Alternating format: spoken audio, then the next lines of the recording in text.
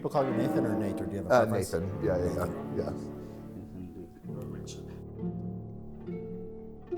So, Richard Hanania is a political science researcher, an author, most recently of the book The Origins of Woke, and you contribute a lot of articles to a variety of American publications.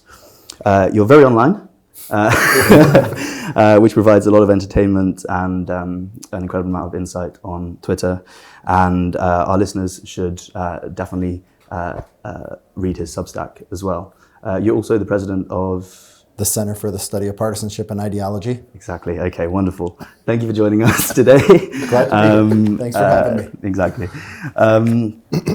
So firstly, we wanted to ask you about a few things. But you've published this book, The Origins of Woke, which has had pretty good sort of critical reception, where you sort of identify this cultural package of wokeness as being downstream of civil rights law.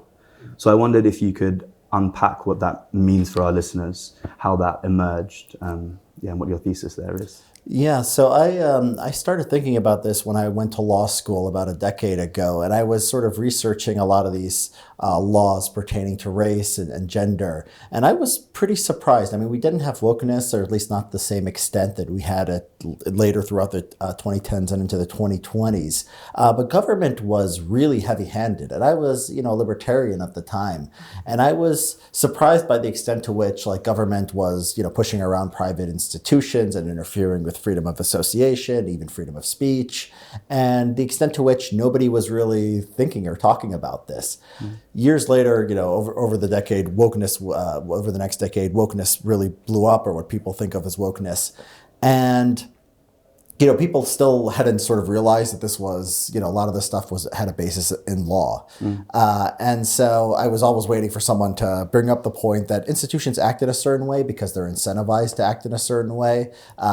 Nobody for years did that. And so I eventually started writing about it on my Substack.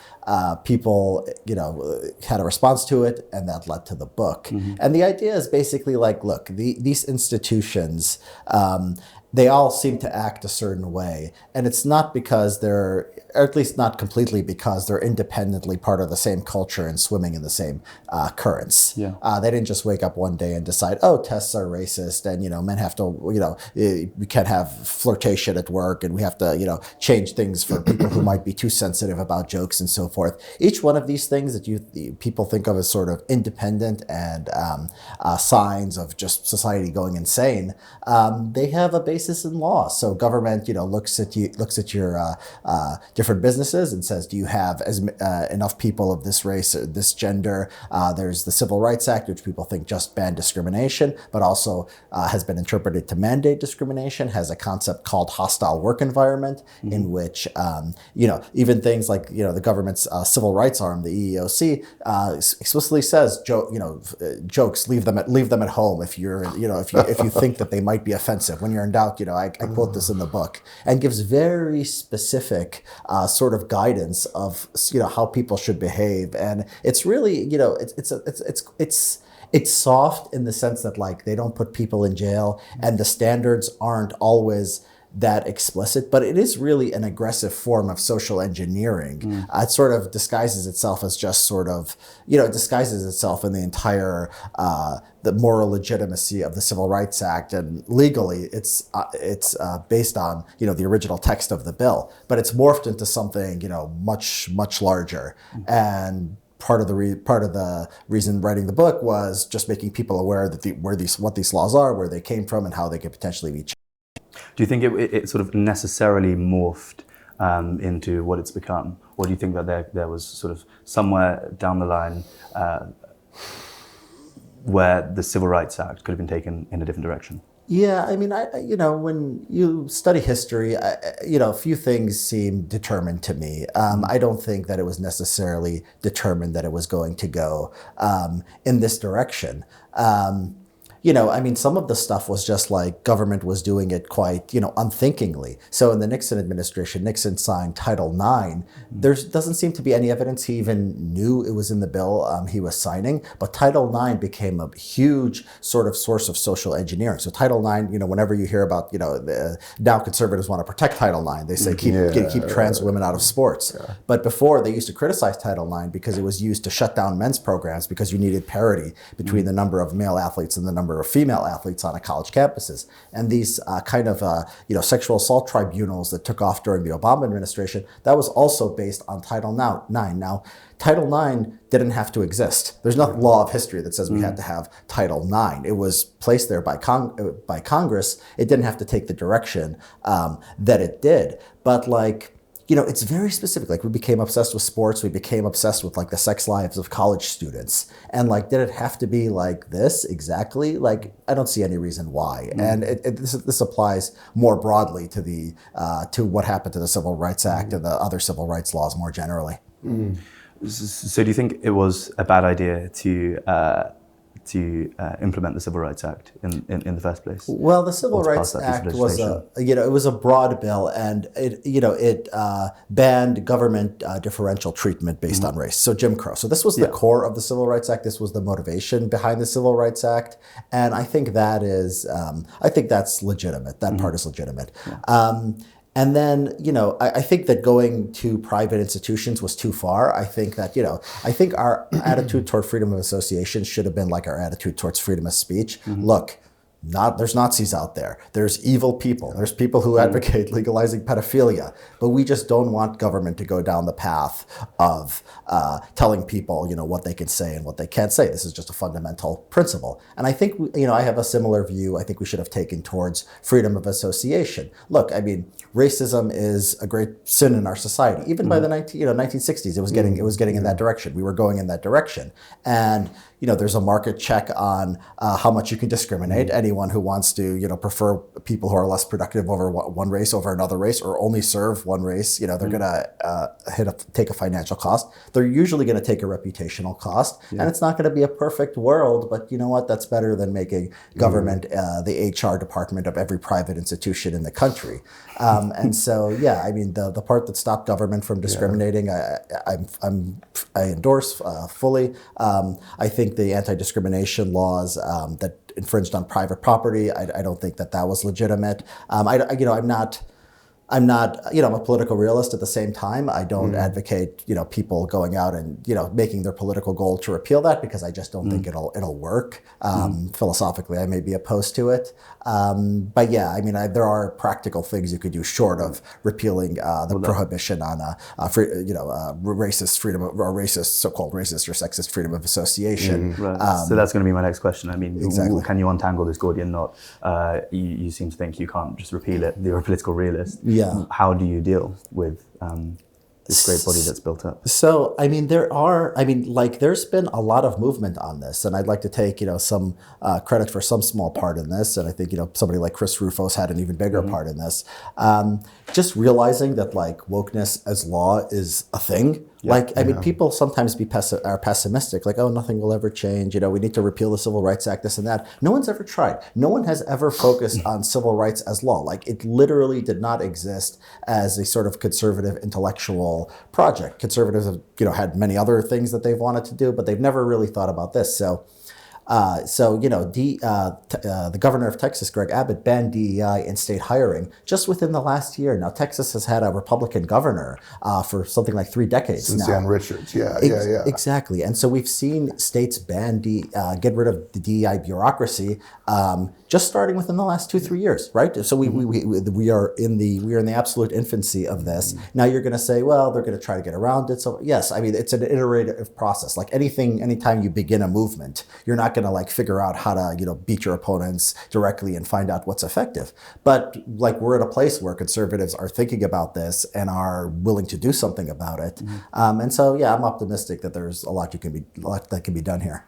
Just for some of our viewers who might be new to you, so do I have it right that what they're trying to do is make certain kinds of racist policies, racist exclusions illegal, and then they kind of made that law, and they did. And then it became really difficult for businesses to prove that they weren't racist, right? Because it's one thing to stop doing it; it's another thing to prove compliance. And what they ended up doing was having really crazy quotas and really draconian policies to make sure that there's no risk of a violation. That's where the distortions came from? Well, the key thing is, it's close. It wasn't exactly quotas.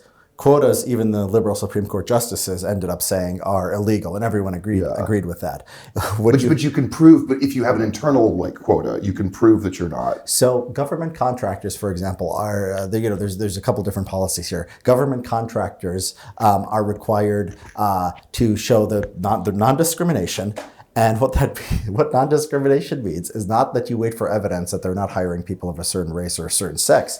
What it means is you give government a report of how many people of each race and major race and sex you have in different kinds of jobs, and then you set not quotas, goals and timetables for correcting any remedy. That's it. That's the evidence of discrimination. And it's based on the number of workers and whatever. It takes into account theoretically these factors you would think they would take into account. There's also the disparate impact doctrine, which is a separate thing. It doesn't even apply to government contractors, but it's just an application of the Title VII of the Civil Rights Act, which says basically if you have a practice, and this was ruled the correct interpretation of Civil Rights Act in 1971 in the Griggs v. Duke Power Company case, that basically if you have any criteria that have a disparate impact, meaning one group does better than the other, that's presumptively racist, and you can rebut that presumption by saying it's business. There's a business necessity. Now, what gets litigated is at at the margins, burden of proof here. How much does it have to impact one group over the other? But the basic idea is basically anything could potentially be illegal, and that specific case was about IQ, using IQ tests, but it's been applied to criminal background checks. It's been applied to word of mouth hiring. I mean, because if you word of mouth hiring, you might know more white people than black people. It will have a disparate impact. And basically anything in the universe that you could imagine doing has some kind of disparate impact. And so what does this do? I mean, it gives government a lot of discretion. They come one year, for decades, they don't worry about criminal background checks. Then it becomes fashionable to say this is racist. And then suddenly this becomes illegal under the Civil Rights Act. And then IQ tests. I mean, college. You could say college a requirement for a college degree has a disparate impact because different races graduate college at different rates, but they've never gone after college degrees. Okay. Why? They presumably like colleges. They don't like IQ tests. Right. It really is so capricious. It's the way I put it in the book. The civil rights law is sort of the pipeline between crazy ideas in academia and real world application. A lot of the trans stuff came out of Civil Rights Act. You just have to sort of fit it into the discrimination framework. You use government carrots and sticks, and you can do almost whatever you want as far as social engineering on these sort of sensitive issues. Gosh. And so it's expansive and it's broad and it's a lot of arbitrary government power. Yeah. But so I think it's Eric Kaufman who has his concern about all of this is that no matter what you do, regardless of what you do, these institutions are now filled with people who are dogmatic leftists, who are sort of spiritually and culturally all aligned in a certain direction. They're just going to do it anyway. They're just going to do it anyway. Yeah. They're in now. A lot of these institutions have changed. Do you have any response to that, or is it just time? I don't know. You have the Harvard case, right? And then affirmative action is illegal, but everyone knows, they're kind of open about it. Everyone knows they're just going to find a bunch of soft criteria to keep doing pretty much exactly what they're doing, right? So we change the law, say people stay in power, nothing happens. Is Eric right about that, or not really? I mean, to an extent, this is true. Look, I mean, you have to sort of temper your expectations. Educated really like the idea of diversity, right? So it's like if you have something that educated elites with and especially within certain institutions deeply believe in, you're going to have a tendency for them to do that thing. I mean, it's just sort of baked in to a certain extent. Now, what you can do is make their lives a little more difficult. I mean, ultimately, government funding is, the university system runs on government funding at the state level and also from federal grants. And so, you just need to sort of make their life more difficult. You need to push back. You need to change the incentive structure. Potentially, the culture can change in response to the changes in the incentive structure. This is what I argue, what happened in the other direction. And, I don't think it just doesn't matter. I mean, we have empirical evidence when California banned affirmative action and when some other states banned affirmative action, the demographics of the college did change. They probably didn't change to the extent that they should have if you had a purely meritocratic system, but they did change somewhat. Substantially. And, it's a hypothesis that we'll be able to test. The colleges in the coming months, very soon now, we're in midsummer, are going to be releasing their data on their demographics. And if nothing changed, I mean, that will be an argument for SFFA v. Harvard not mattering all that much. I think that there's I think that when you have sort of these things working in the same direction, you have the Supreme Court decision, you have these state governments who fund the state universities. I think you're going to have more of an impact. California, I mean, they got rid of affirmative action. The people voted in 2020. They tried to bring back affirmative action. The people voted against it. And so affirmative action is still banned in California. What's happened to the California system is pretty frightening. They just got rid of all tests. They got rid of SAT, ACT. You're not even optional. You can't submit it. And they're just taking anybody now because that's what they want. Now, California is a monopoly. I mean, it's a monopolistic system on the West Coast. There's no conservatives anywhere in the building that are going to be able to change any of this. And California is going to be California. I mean, we're going to have to we're just going to have to work on the rest of the country. Laboratories of democracy, right? Yeah. Oh, gosh. You wanted to ask about some? Oh, yeah. I have a couple things I was wondering about. So I guess the first thing we should talk about is as you were coming up into the studio, we were chatting about I guess media and lying.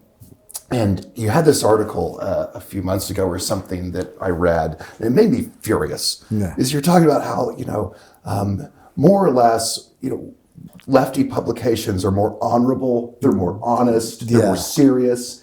And it's like, oh, that can't possibly be true. How could you be worse than the New York Times? And then, I guess it's because I don't do enough actual conservative media, but you're so right.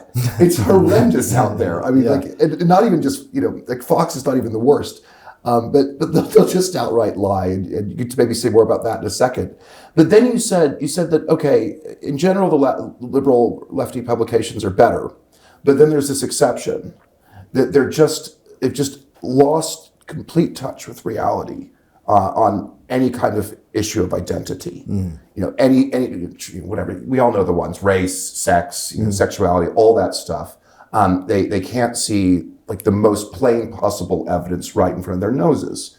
And I guess something about this smells weird to me. Like how can you have a functioning cognitive apparatus that can appreciate things as they are, but only 95% of the time, and then you just go haywire? Surely this is a general ability people have to see and tell the truth. Yeah. And anyway, I'm sure you've got an answer, but I'd love to hear it. Mm-hmm. Okay, so that article, I mean, named provocatively, "The Media is Honest and Good." I enjoyed promoting that on Twitter. I don't care what you say. I'm going to give my edgy opinion here. It made me curious. It worked. Yeah, it's actually it's I think it's 2 years old at this point or something like that. Right, yeah, okay, so well. It's it made a splash at the time, and so the question of.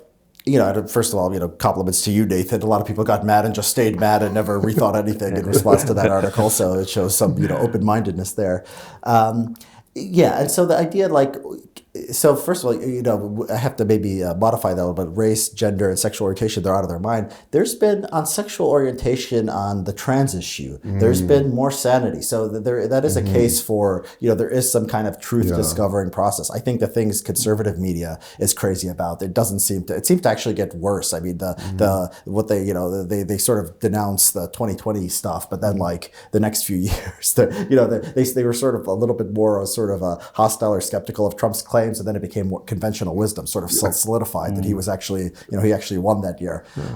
And so, but the broader question, yes, on race and on sexuality, it's pretty bad out there. I mean, and they're clearly biased on economics and environmental issues to a large extent. But you're not talking about regular bias. You're talking about like, how could you go with a narrative that like black men are being gunned down by racist police in America, that this is a serious threat. I was watching some hospital show, and like a kid would come in having been shot by the police, and then the female black doctor would be like, I don't know if I want to bring children into this world because this happens every day. I mean, this is so deep in the culture that blacks are, and of course, most of our viewers and listeners probably know the statistics here. It's just statistically nonsense, right? So this is like where they're insane. Yeah, lefties when they're asked to estimate it, they get it wrong by like several orders of magnitude. Yeah, like not like one or two. They're like, oh yeah, it's probably 10,000 shot a year unarmed black men, instead it's like 9 or something. Yeah. That was a crazy experiment. So it's just going around and asking all of your friends, what do you reckon?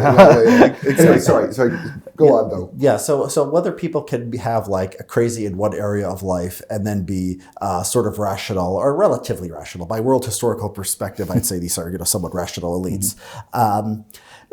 So look at something where, religion, for example, me and you have different religious views. Now you might think that I'm completely wrong in this area of life. I might think you're completely wrong in that area of life. Sure. But if we don't sit here and discuss religion, I think me and you, Nathan, would agree on a lot. We'd have similar politics. And possibly. Maybe we can do that. Yeah. And so, you think about, you think about like any other society, like you think your religion is correct. So if you think religion is logical or illogical, some people have religiously, illogical beliefs out there, and they can be reasonable in other areas of life. We've all met someone who is maybe reasonable, unreasonable, has in his family situation or something, is acting crazy, but might have, insights into other areas, might be a reasonable and honest person otherwise. So this kind of compartmentalization, I don't think it's that rare. I think it's pretty normal, there are cases, I mean, these are more extreme cases, but you have, I forget the name of the disorder, but people who think that the reflection is like an imposter. Like they'll look in a mirror and think that there's like another guy like looking back at them. And they'll go to the doctor, and the doctor, early on the doctors were like, okay, here's a mirror, see me? Who's that? And they'd be like, yeah, doc, I'm not stupid. That's your reflection. Yeah. And they're like, okay. Now look at this. And they're like, oh shoot, there he is. Yeah. There he's back again, right? And then these are otherwise people that, have like normal marriages and jobs and like can kind of function. And it's just so the mind is mysterious that way. But is this your take on the leftists? Basically, they like have a severe sort of rare brain deficiency. Well, I know. I guess it's me just kind of agreeing with Richard, but I don't. There's still like certain kinds of leftists though that really pride themselves on their objectivity. We all know the type. They've got facts and figures. At their command. They're usually like atheist white guys, and they're. And what I've noticed recently is that more and more of that kind of stereotype of person has kind of just abandoned the left. They're all just like, they're radical centrists or whatever. They still hate the crazy things on the right. They still know that Trump is, probably broke the law and is lying about the elect, whatever. But I think there has been a real exodus of that kind of person from the left, and probably losing them hurts the left, because those are the people that might have called out like the more hysteria-prone types in the newsrooms, or the editorial rooms. I think, I think you're right. I think the prototype of these kind of people is probably the new atheists. So people like Sam Harris, people are still around like Sam Harris, Richard Dawkins, who were considered leftist or sort of left-ish, but now like if they're kind of right-coded. They're right-coded now. Yeah. Exactly. Yeah. Sam Harris so weird. Especially. And this is definitely a type of guy. And even like someone like Nate Silver, who is a Biden supporter, but just always being yelled at. I mean, they yell at him for COVID. They yell at him for doubting some aspect of identity politics. So these kinds of people, are still out there, and some of them have sort of become, as you say, right-coded, or they, exist sort of uncomfortably on the left. This is, I think another thing that that gets to us, I think what's happened in these institutions is, we think about sort of liberals and how they think, and we say they're rational here or they're irrational here. A lot of what happened, and I have an article on this called Women's Tears Win in the Marketplace of Ideas. A lot of it is sort of, emotional blackmail, bullying, and that changes the left over time. It causes people who have different views to either close their mouths or maybe not become identified with the left anymore. And so you could look at leftism. I mean, you could see it as like these people who have some reasonable views and some, I say they have reasonable views. It's like they are committed to like a truth finding process, like the media, like the New York Times. They get something wrong, like just factually wrong. They print a retraction.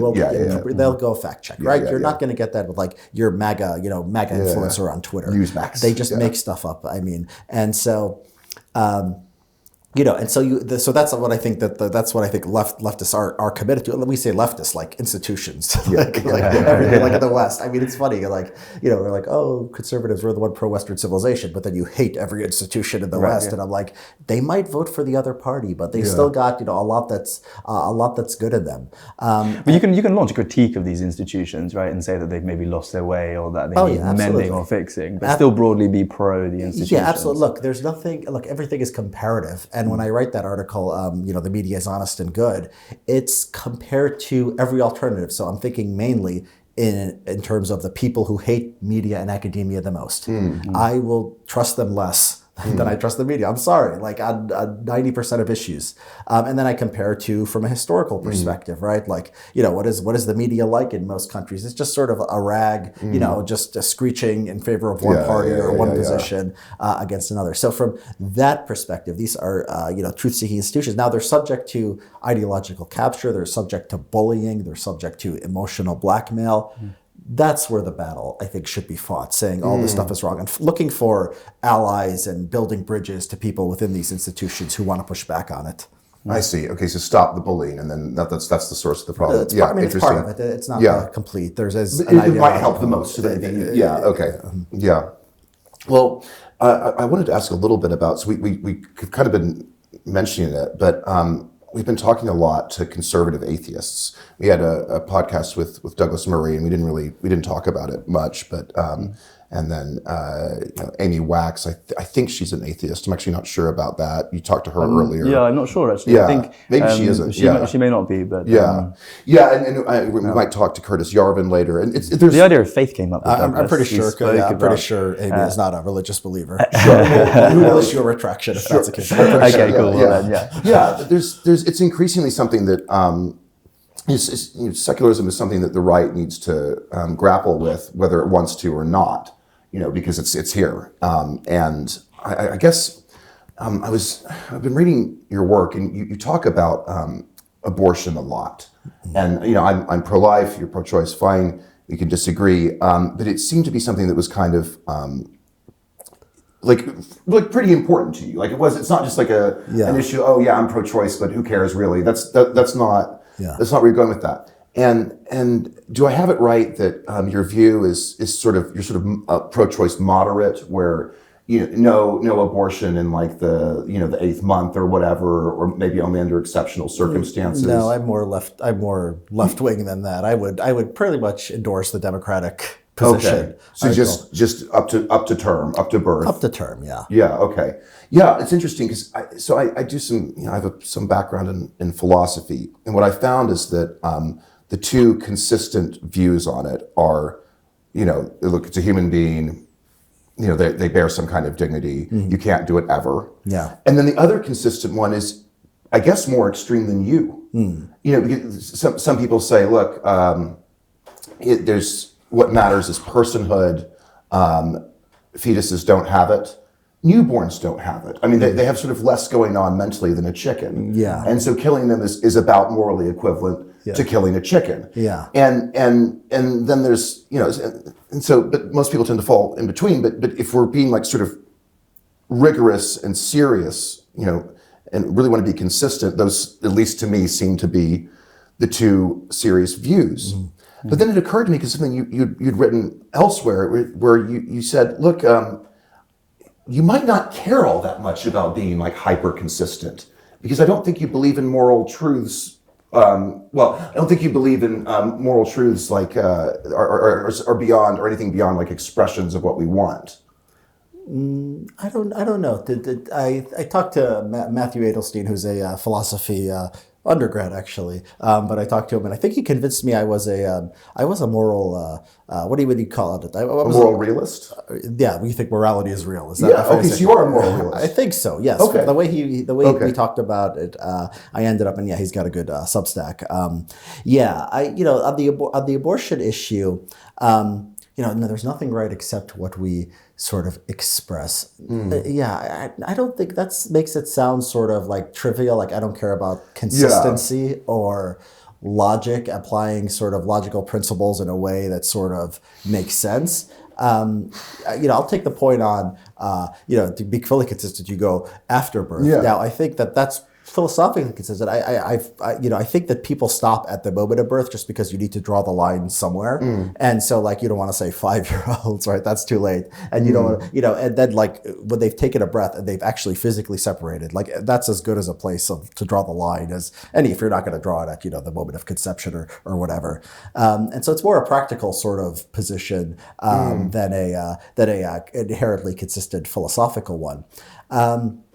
And so, I believe in, like everyone else in the universe, a mixture of utilitarianism and other values I care about, which tend to be liberty and, a sort of a belief in like the human character. I think this is something that a lot of religious and conservative people believe in. Like there is like human nature is real. Yeah. But there's such a thing as like acting with virtue and like being a good person.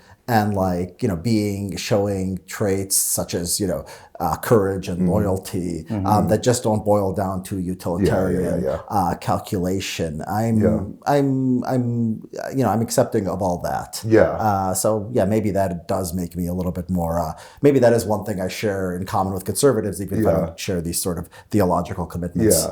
Yeah, well, it sounds like you're a moral realist and a virtue ethicist. So, so we're going to come for it. I'm going to try to convert you now. You're halfway there, Richard. Yeah. Okay, that's interesting. Okay, so perhaps there's you specifically, and everybody's different, but there is generally on the right this kind of Nietzschean New Right tendency to say like,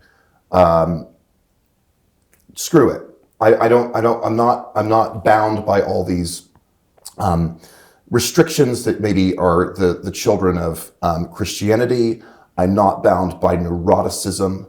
I'm just going to do kind of what I want because it appeals to me aesthetically. It's a kind of Nietzschean idea. It's what you see from Bronze Age pervert all over Twitter.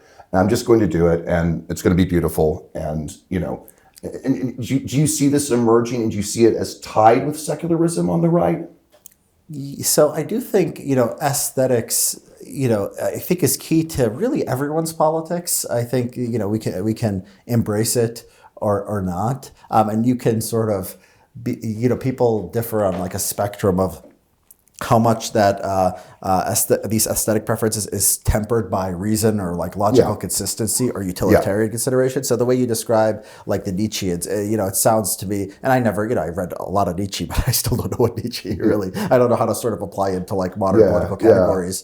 I think the way you're classifying Nietzsche is they're one side of the spectrum where they sort of want to be, unbounded. That could mean, anything. That could mean like go. It's very weird. I mean, when you read Bronze Age pervert, and when you look at the circle, like I'm on Twitter a lot, so I see what his fans are talking about. And I see what animates them. It's always comes down practically to like Buchananism, immigration restriction, and like voting Republican, honestly. But not being a conventional, GOP hack or whatever. And even in his book, Bronze Age Mindset, it's like, I love ancient Rome and I love being a man and conquering continents. And it's like, practically just like, support people like Orban and Ann Coulter. Like he actually says this. So you get all this vitalism condensed down into like, be reasonable as well. but it's a very specific. Like you could like I'm sort of a Nietzschean, but like I like immigration for that reason, because it's like you were just born in this land. Like at least the immigrants showed some initiative. He got up off the couch and he walked somewhere. That's all I know about him. At least he did that, right? I see. And so like it doesn't necessarily, Nietzsche doesn't have to necessarily go to national. Nietzsche, was not a nationalist. I mean, he thought German nationalism was stupid, and I think his critique of nationalism was an anti-egalitarian critique. Arguably, he hated his own people even more than he hated the Jews. Right? He had a lot of respect for them in many. He kind of liked French aristocrats, and those were the only people where he was like, unqualified praise for. Anyway, grumpy man. And so this, so it is a strange thing where it's like this Nietzschean, this like higher kind of man, but at the same time this sort of egalitarian nationalism. I'd say my critique is of nationalism would come from, I guess, the right, if you want to say like anti-egalitarian. And I think that would be Nietzsche's critique of nationalism too, but that's not how it's sort of been sold. I think these ideas, what they end up doing, and I don't know like what Bap is doing, he has his views, but I think it's like they end up like, for all of the talk of superior man, they end up sort of taking a populist tinge. So the sort of nationalism appeals to the masses, right? And so you take Nietzsche as someone who might have an aesthetic, liking or just, be in love with sort of Nietzsche's writing style and find it beautiful. And then they'll take it and sort of, they get all the, the clicks and the support, and they can build an audience by turning that into, okay, we need to keep the immigrants out because that's just sort of like what your typical boomer watching Fox News, wants to hear. So just the market gets a hold of them and corrupts them. Or increasingly young people in France or in Europe or so it's Britain as well. I mean, I take from Nietzsche like, what I take from Nietzsche is there's like a big difference between like being a strong, assertive human being trying to do great things and being like a person who's driven by resentment and weak, and like that chasm is absolutely huge. And that's what I take, and that's what I appreciate from Nietzsche, and how you apply it to politics. I mean, obviously it could go in a lot of different directions. There is an insouciance though with these guys. If you and maybe it comes from the Twitter platform more than from like Nietzsche. Almost certainly that's true. But if you try to argue with them too much, you get like, oh, post physique, or you get like you get like, hey, I'm great, screw you, go away, right? Instead of, and I think there's genuinely something in the new right that doesn't hugely care about consistency and would rather just be great and win, I mean, that is Nietzschean in a way. I mean, there is a sort of, I don't know, it's like, there's a sort of politically incorrect explanation for this, which is like, there are people, if you have brains, you use brains and you try to win arguments that way. If you have a nice physique, or you could LARP with someone who's nice, 99% of the time, these guys are anonymous. 99% of the time they're anonymous, and you could have doubts about what they actually look like. You like, it's like a lawyer. If you have facts, talk about the facts. Law, argue the law. Right. If you don't have either, pound the table. Right. Right. And so I think that this is sort of just like a stupid person's way of arguing, and given the sort of polarization on IQ and education, you might just end up naturally finding more of that on the right. Oh gosh, well, that's a depressing thought. It's on the right because the right is dumb. Yeah, I mean, there's so much IQ, like realism on the right. It's like, oh, this population's like this, they're gonna have different culture for this, but like, physician, heal thyself. It's apply this lens to what's right in front of you. Oh, it's so true. Yeah. So do you see the right changing? I mean, do you think it's?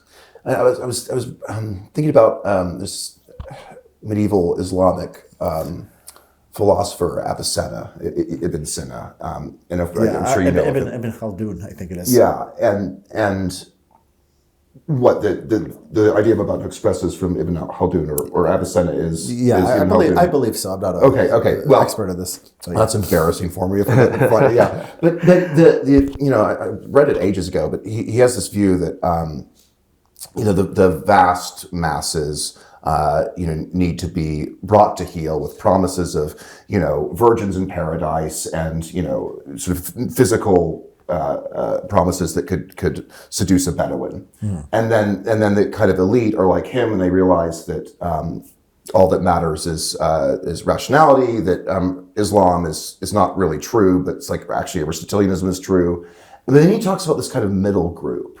He's like, they're people that are too smart to be fooled by like really, you know, common denominator, bottom value, Quranic promises, but are not quite smart enough to realize that like God is Aristotle's God. He's like, and this is like the theology class, you know, and if the republic is you see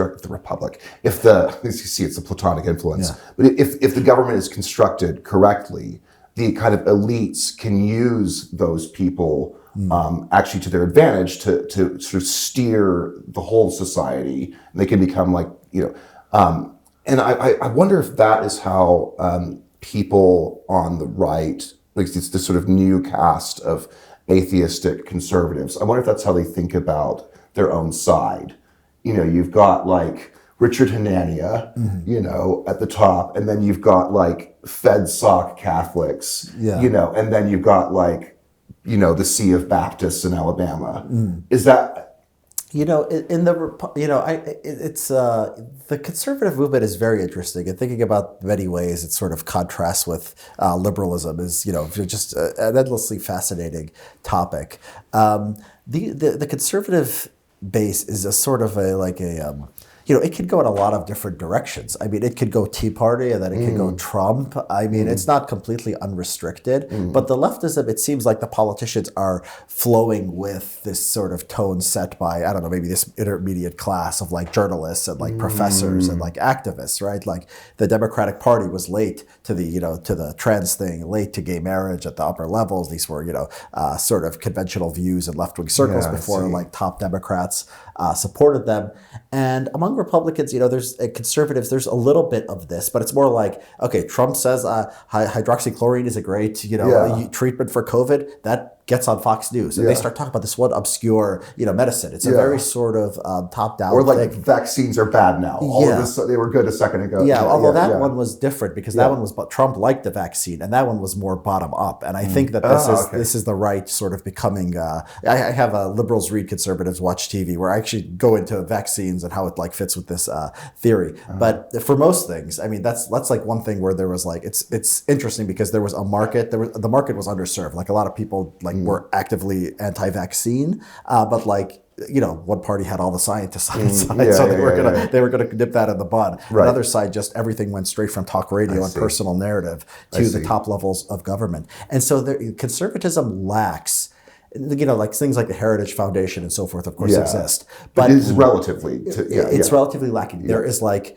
you know, the carnival barkers, like the talk show hosts, and Trump, Trump, the person of Trump. There is like the masses who are going to vote, and there's not a lot in between that. And it goes like both ways. He goes from Trump to the masses. He goes to his crowd. His crowd boos him when he says the vaccine is good. Okay, you know, don't get it if you don't want. I don't care. And then it moves in that direction. And this is sort of the dialectic. It's not these academics sitting around saying, oh, you know, I think gender is a social construct. Oh, you know, we need to reconstruct this. And then like it sort of filters, I guess, up and down. You know, the 14-year-old starts thinking, you know, in terms of gender fluidity, and so does, you know, Joe Biden or whatever.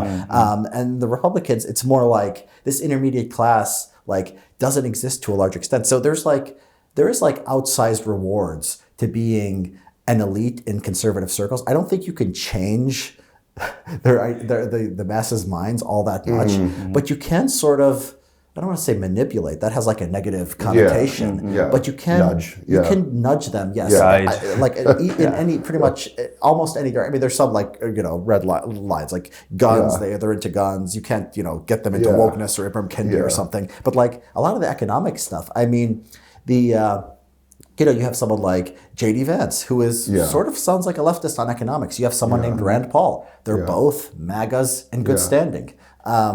You don't see that on the left. And I think that a lot of these issues are just like, okay, there's these animated culture war issues, and everything else is sort of, you know, it's up for grabs, or it's subject to negotiation. I mean, in a way, if the right sort of Caesar figure gets their hands on the right, then they can do a lot because they'll have more latitude than, you know, because it sounds like, you know, if you don't agree with the highly detailed, specified, spelled out views of the New York Times on the left, then you're just going to face resistance.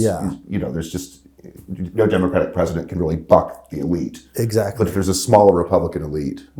So how do you create this sort of intermediate buffer zone of sort of intellectuals on the right, or it's just not possible? I don't know. Like, certain is it? dispositional reasons.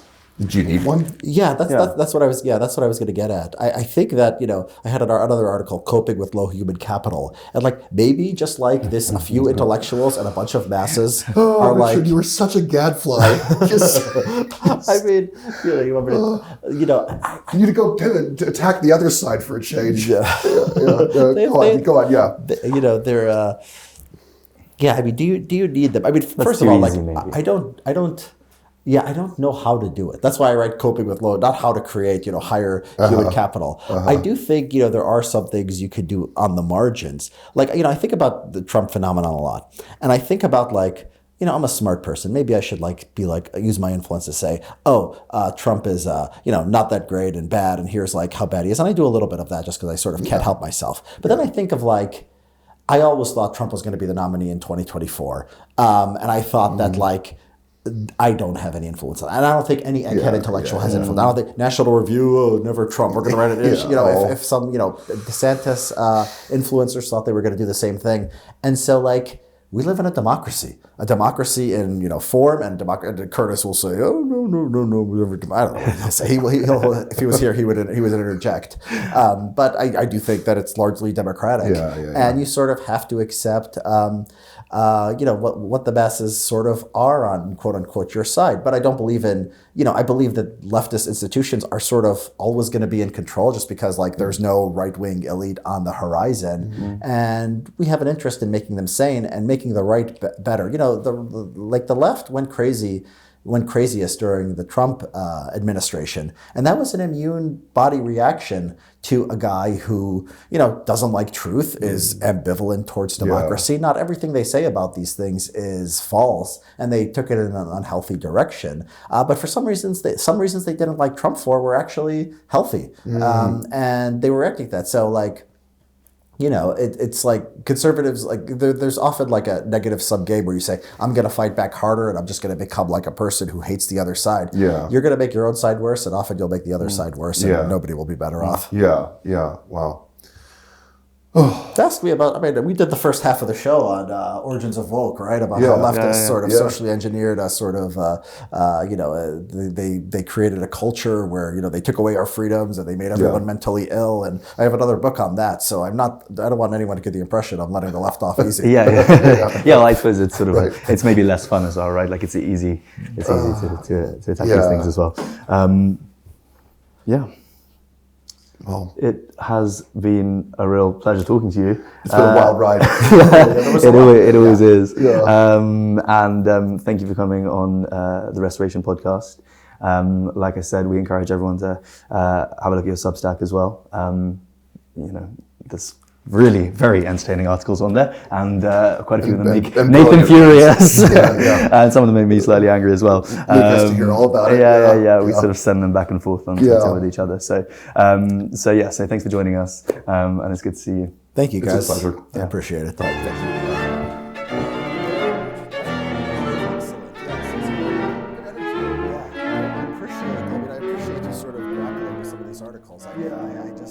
Very, very flattered whenever I hear that they're influencing people. They are good. Thank you. It's not,